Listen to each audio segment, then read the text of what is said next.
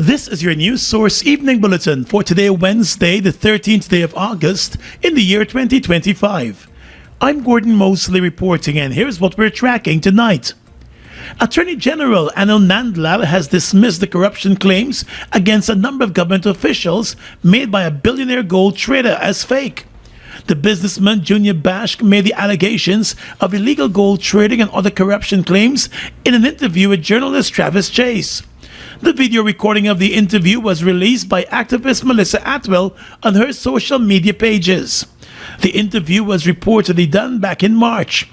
The Attorney General is seeing a political connection between the allegations made in the interview and the Win Party, although the interview was recorded months before the party's formation. A political connection has already been identified, linked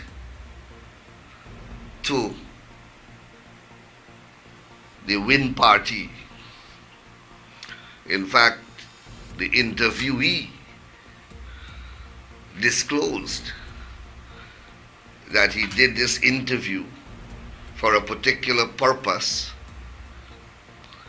and for a particular occasion, and it was not supposed to be disclosed.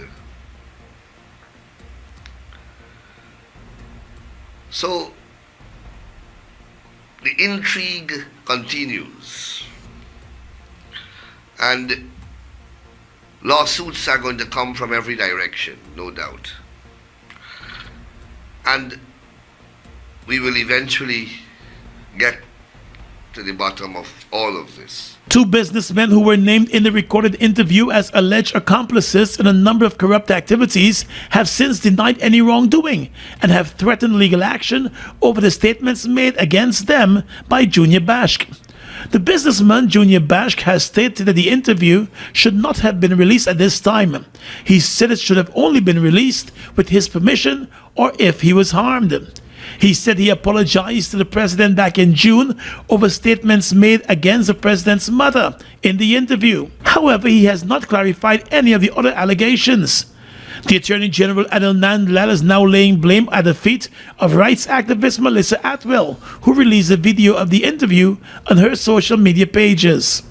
But what I find particularly disturbing is the allegations made that seek to implicate the mother of His Excellency the President. And then Melissa Atwell posting the President's mother's photograph on her Facebook platform, publishing denigrating and very disrespectful comments of and concerning the President's mother, thereby encouraging those who engage on her platform to make similarly disparaging comments about the President's mother. I want to condemn that type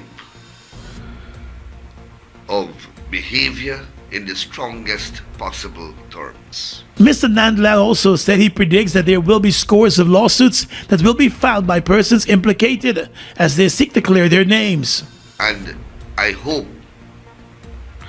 that firm and appropriate actions will be taken against the publisher of those images and those disparaging and humiliating remarks, as well as Meta Facebook, because we have to have standards, and there is a limit beyond which none of us should travel, irrespective of which side of the political or whatever divide we are situated. There must be sacred grounds that we should not travel. Recalling that he has had his own troubles on social media, the Attorney General said he has already obtained a default judgment in one matter over statements made against him on social media. More news coming up in just a moment.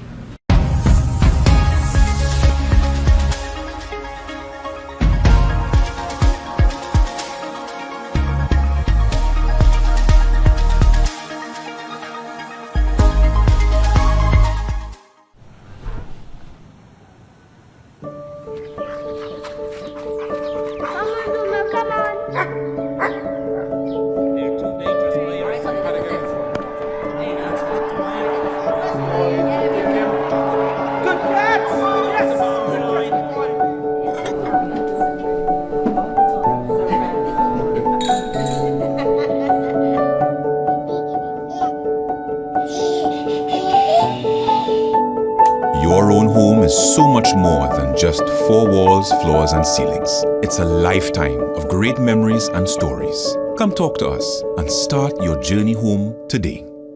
Republic Bank, we're the one for you. Join us for the International Building Expo 2025 at the Guyana National Stadium, Providence. From August 14th through the 17th, you can explore the latest in building and construction, get tips from the experts, and network with top professionals. But it's also a weekend of clean family entertainment. We have live bands and local artists performing each night. Admission is easy on the wallet. Kids under 12 are free and adults are only $500. The grand opening happens Thursday, August 14th at 5 p.m. Gates are open from 11 a.m. to 11 p.m., Friday through Sunday. Bring the entire family to the International Building Expo 2025 and build some memories together.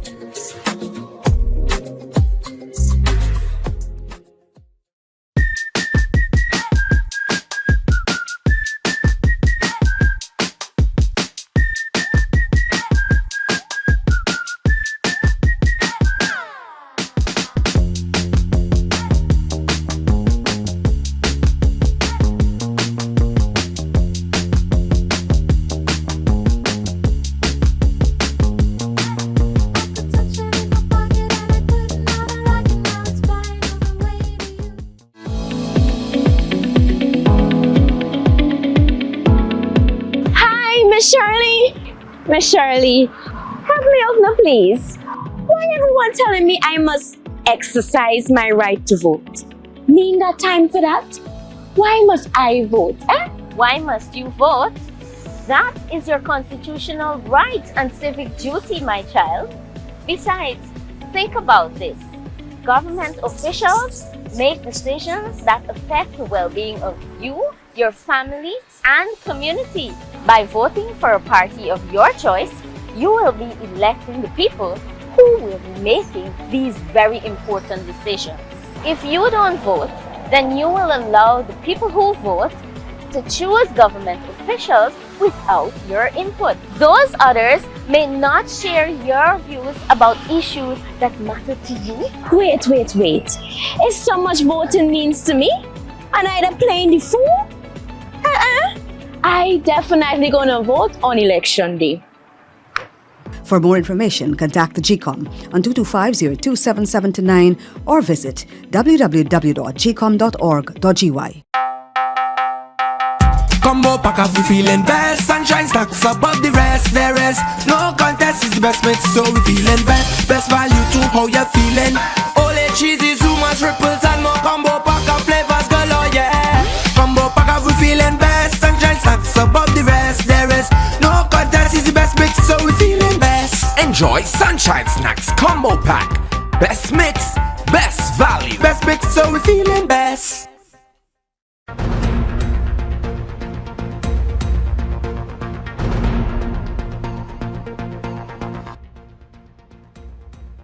On the campaign trail tonight, APNU candidate Ricky Ramsarup is encouraging voters to vote against corruption and cronyism, while accusing the governing People's Progressive Party civic government of pillaging the resources of the country. Speaking at an APNU public meeting in Haslington on the east coast of the Marara last night, Mr. Ramsarup said the poor management of the country's natural resources has led to the decline of key sectors, such as the gold industry. Gold production for last year increased slightly to 434,067 ounces, compared to 432,113 ounces in 2023.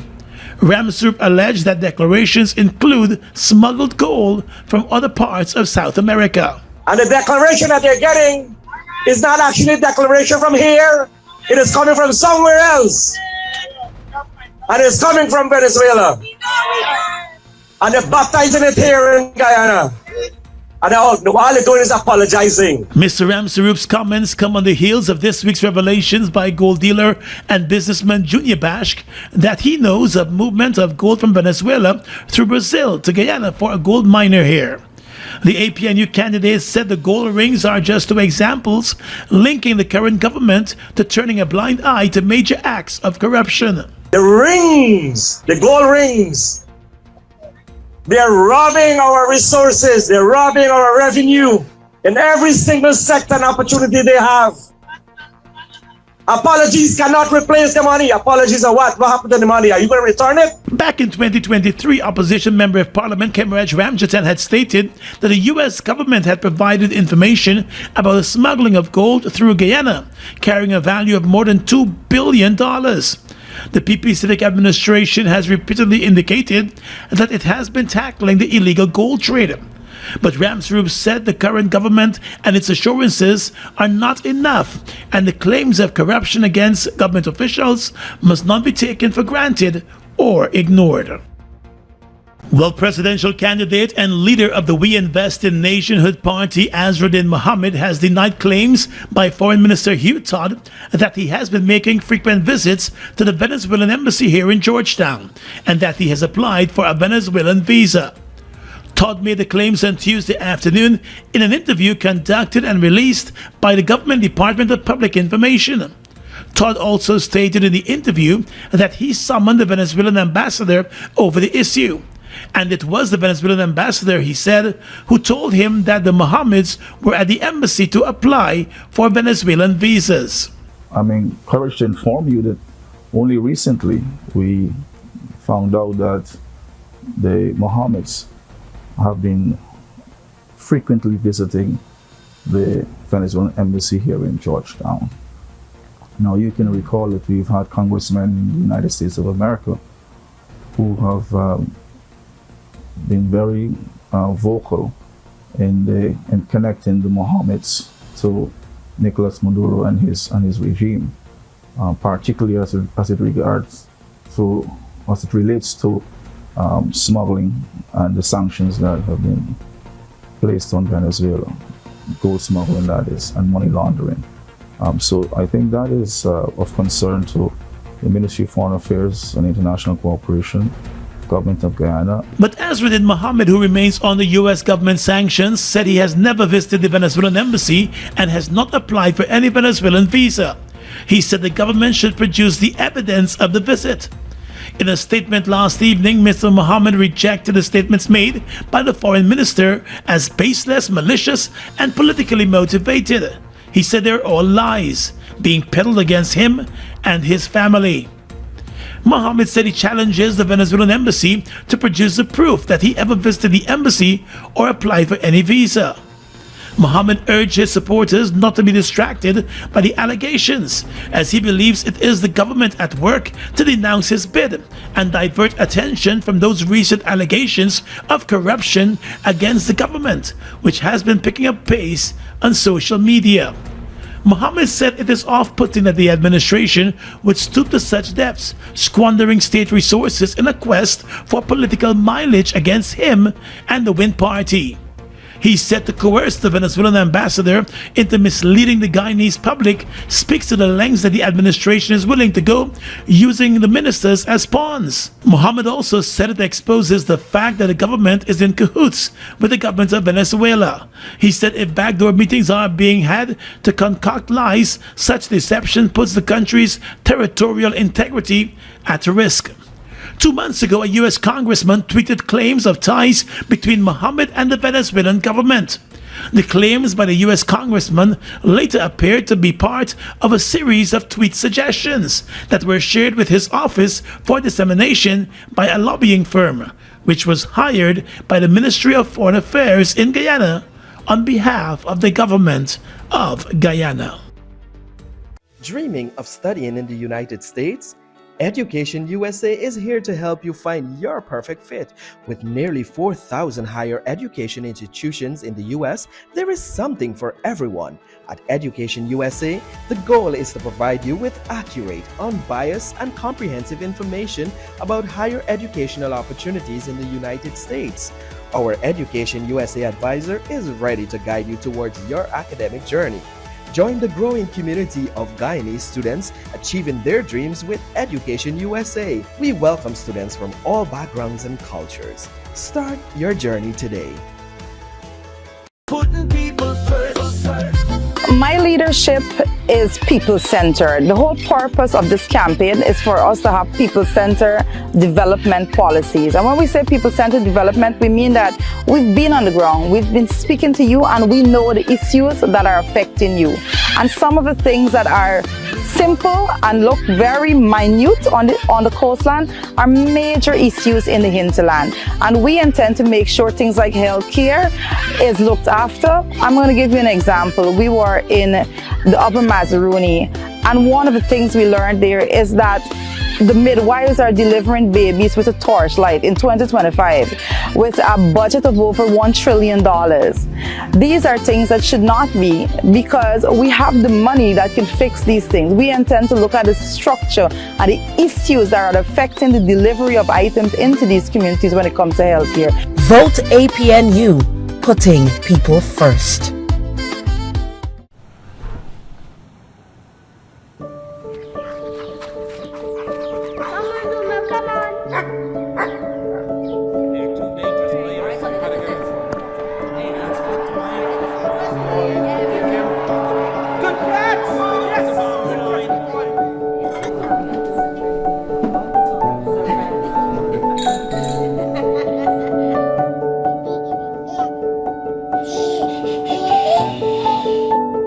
Your own home is so much more than just 4 walls, floors, and ceilings. It's a lifetime of great memories and stories. Come talk to us and start your journey home today.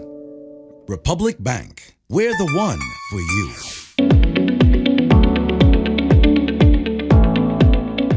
Yo, Ricky, I hear that you can't cheat at elections, boy. Yeah, boy. You can't cheat at elections, and if you try to cheat, you will be caught. When you are caught, you will be prosecuted in court, and if found guilty, you will go to jail and pay a big fine. How will they catch me if I try to cheat? GCOM has put in place several measures to identify persons who would attempt to cheat. As an ordinary voter, the measures that apply to you are ensuring that you cannot impersonate another voter, checking your fingers for the presence of indelible ink, and being scrutinized by the party agents who are stationed at the polling stations. Well, yes, Ricky, you're right, boy. Nobody can cheat. For more information, contact the GCOM on 225-027729 or visit www.gcom.org.gy. Washi. Hi people. Washing made so easy since I found Washi. Washing me use wash me clothes and I can say wash your soap powder, wash clothes so nice. Wash your soap powder, leave your clothes color bright. Wash your soap powder, leave me clothes smelling nice, of course.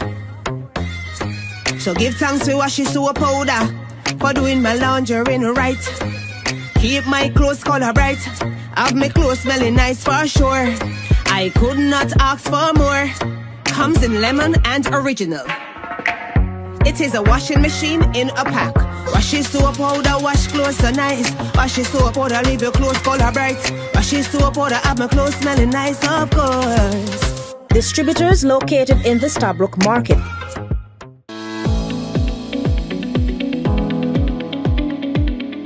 Election offences are actions that have been made illegal by law with a view to ensure that the elections are free, fair and transparent. Some election offences are voting more than once in the same election, voting or attempting to vote if you are not qualified to do so, voting in the name of another person, canvassing for voters or interfering with an elector within 200 yards of a polling station, removing or defacing a lawfully displayed official electoral notice or election materials, deliberately obstructing or interfering with the work of an election officer. Any person found guilty of an election offence may be fined and imprisoned. For some offences, a person may be disqualified from voting in future elections. Do not commit election offences. For more information, contact the GCOM on 225-027729 or visit www.gcom.org.gy. Guyana's permanent representative to the United Nations, Ambassador Carolyn Rodriguez-Burkett, is back home and has hit the campaign trail for the governing People's Progressive Party ahead of the upcoming elections. Ms. Burkett, a longtime member of the PP Civic, was a speaker at the commissioning of the Waramuri Secondary School in Region 1. She told those gathered that the PP Civic and its leadership are well equipped to move the country forward. She urged the region to stay with the PPP. We don't only dream. The People's Progressive Party Civic, we implement what we tell you we are going to do. We always do that. And it's okay.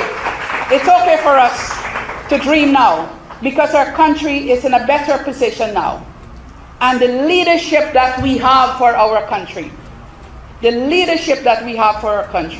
there is no other person or group of persons that can lead this country right now. Ambassador Rodriguez-Burkett told the gathering that the international community now sees Guyana differently and has been paying keen attention to the country's development journey and how the government has been investing in the people. She used herself as an example, having rose to one of the most powerful ambassadorial posts, even serving as president of the UN Security Council on 2 occasions.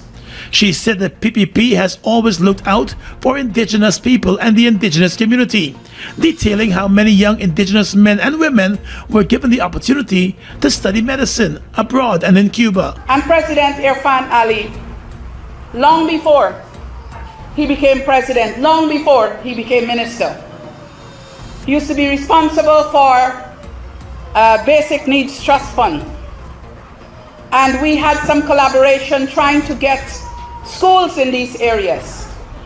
And he has only continued with that passion from since then to develop these communities. Rodriguez-Burkett said the country is at a pivotal moment as it develops, but it is also facing a threat from Venezuela, a threat she believes only the PPP can avert. And as we go forward to choose on September 1st, again, there is only one party that can secure our territorial integrity because we know what's at stake right now.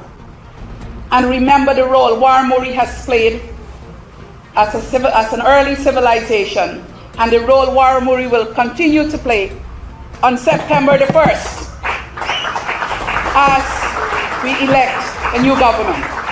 A number of Guyanese ambassadors have since returned home and have joined the campaign trail on behalf of the PPP.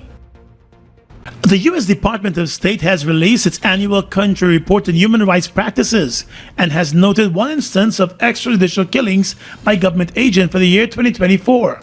It also raised concern over prolonged detention of persons. The report stated that while there were no significant changes in the human rights situation in Guyana last year, there were significant human rights issues, including credible reports of arbitrary or unlawful killings. The report said there were reports that the government or its agents committed arbitrary or unlawful killings during the year. In July, the police shot and killed Gordon Sanko. Police officials alleged that Sanko shot at them, forcing them to return fire, which killed the man. The U.S. report said as of late September, an investigation into the case was still on the way. The report stated that there were no reports of enforced disappearances by or on behalf of government authorities, but said the issue of prolonged detention without charges remains a concern. The Constitution prohibits arbitrary arrest and detention and provided for the right of any person to challenge the lawfulness of their arrest or detention in court. The report said while the government generally observed these requirements, there were reports of arbitrary arrest and unlawful detention. It said in January, Terrence Sandy alleged police unlawfully arrested him in June of 2023 and wrongfully detained him for more than 2 months. Sandy sued the government for $96 million. As of September of last year, his suit was still on the way before the courts. Lengthy pretrial detention was also a problem, the report noted, due primarily to judicial inefficiency, staff shortages, and cumbersome legal proceedings. The report further highlighted that pretrial detainees account for 41% of the prison population, with the average length of pretrial detention being 3 years for those waiting trial at the magistrate's court or high court level. This, the report noted, often exceeded the maximum possible sentence for the crime which individuals were charged. The report noted that in July, the government passed the Criminal Law Procedure Paper Committal Bill to reduce pretrial detention periods by replacing in-person hearings with written arguments by defense and the prosecution teams. Education Minister Priya Manak-Chand has announced that the results for this year's CXC examinations will be released this coming Friday. In a statement, Minister Manak-Chand expressed optimism about improved student performance, particularly in the subject of mathematics. She noted that last year, Guyana, along with the rest of the Caribbean, recorded unsatisfactory results in math, which caused CXC, the Caribbean Examination Council, to introduce new region-wide intervention programs. However, by that time, the Ministry of Education in Guyana had already launched a comprehensive math intervention program. Manak-Chand explained that the initiative aims to strengthen teaching and learning with the ultimate goal of significantly improving the results for mathematics. She stressed the importance of the efforts in shaping the future of education. We ready, time to remove the curse. The APNU Coalition campaign now moves to Region 3. Reading Hoop on Friday, August 15 from 5 p.m. Come hear from our candidates. Come hear about our people-centered development strategy that puts people first. Come hear from our Prime Ministerial candidate, Jurita Fernandes, our presidential candidate, Aubrey C. Norton, and others on Friday, August 15 from 5 p.m. Reading Hoop will vibrate with a people-powered campaign. APNU, putting people first. We ready, time to remove the curse. Turbo with a new look, new style, with the same great taste in the 250 ml can. Everybody run out now. Go and go grab one. Me charge up with a turbo 250 ml at your favorite spot. Wait, sell. New look, new can, same vibes. Jinxing, energize up your life. Vibes up, work time, anytime we are turn up the party with turbo can. Turbo can, turbo can, turbo can. Now available in the new 250 ml can. Turbo energy drink. Charge up today.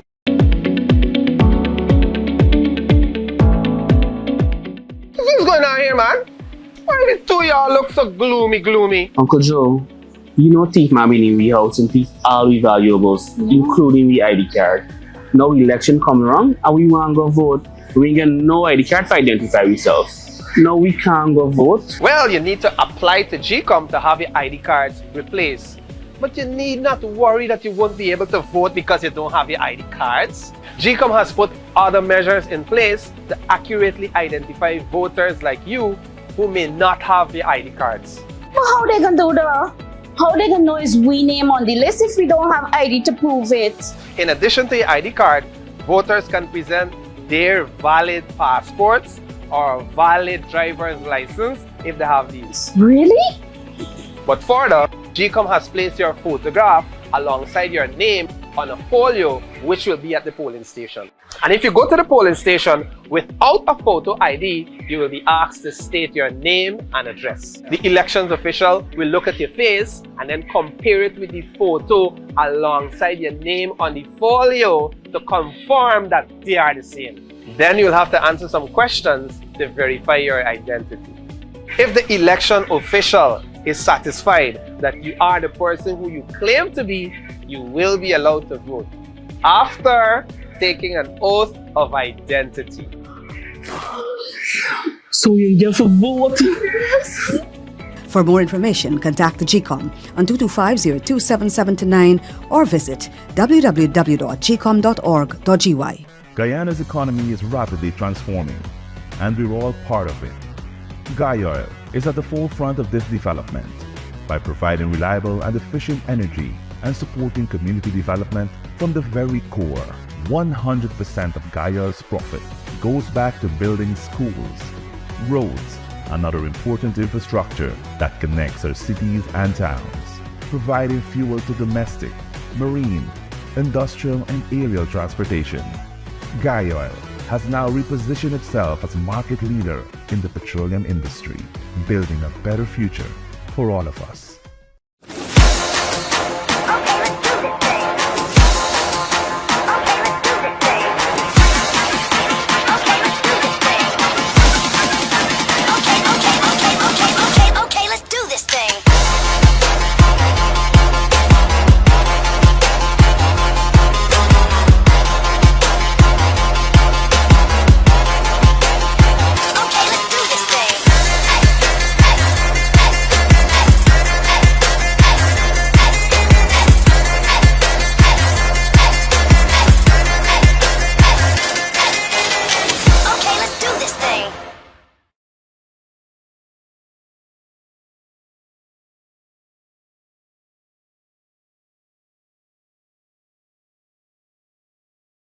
With your regional and international news tonight, I am Svetlana Marshall.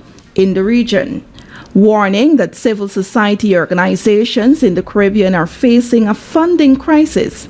UNAIDS multi-country director is urging regional governments to step up collaboration to offset the impact of U.S. funding cuts on HIV and STI prevention programs.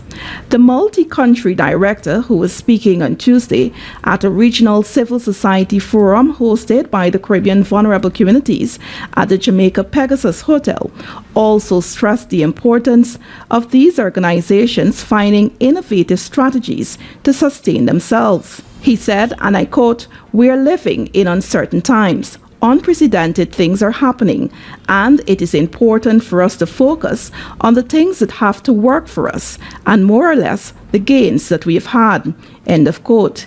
He added, when funding disappears, civil society is often the first to suffer. A recent survey by UNAIDS and the Pan-Caribbean Partnership Against HIV and AIDS found that 80% of HIV service organizations in the region are experiencing serious disruptions due to funding cuts initiated under the Trump administration. The U.S., previously responsible for 2/3 of global HIV prevention funding in low and middle-income countries, ended support for UNAIDS in February and froze funding for the President's Emergency Plan for AIDS Relief, which had financed around 70% of the global AIDS response. 55 countries have been affected. A Guatemalan court Tuesday sentenced 6 people to prison terms, ranging from 6 years to 25 years, for their roles in a 2017 fire that killed 41 girls at a state-run youth shelter, according to Reuters. The defendants, 2 former police officers and 4 former child protection officials, were convicted to homicide, mistreatment of minors, abuse of authority, and breach of duty. The sentences mark a significant step in a national tragedy that drew international condemnation and exposed systemic abuse within Guatemala's state shelters. The fire broke out on March 8, 2017, at a state shelter near Guatemala City. According to testimony, 56 girls were padlocked in a small room as punishment for protesting abuse and attempting to escape. After hours inside, one girl set a bed on fire, hoping to force guards to open the door. Witnesses testified that despite the girls' cries for help, police waited 9 minutes to unlock the door. The blaze ultimately killed 41 girls and left 50 survivors with severe burns. And finally tonight, international news.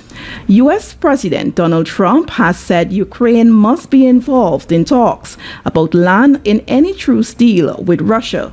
French President Emmanuel Macron said on Wednesday, suggesting Kiev and its European allies had got their message across before a superpower summit. According to Reuters, the comments were among the first indications of what came out of talks between Trump, European leaders, and Ukrainian President Volodymyr Zelensky, intended to influence Trump as he prepares to meet Russian President Vladimir Putin in Alaska on Friday. Trump's insistence on involving Ukraine, if confirmed, could bring a measure of relief to Ukraine and its allies, who have feared that Trump and Putin could reach a deal that sells out Europe's and Ukraine's security interests and proposes to carve up Ukrainian territory. Trump and Putin are due to discuss how to end the 3.5-year-old conflict, the biggest in Europe since World War II. Trump has said both sides will have to swap land to end fighting that has cost tens of thousands of lives and displaced millions. And that's your News Source Evening Bulletin for tonight. I'm Svetlana Marshall, wishing you a pleasant evening.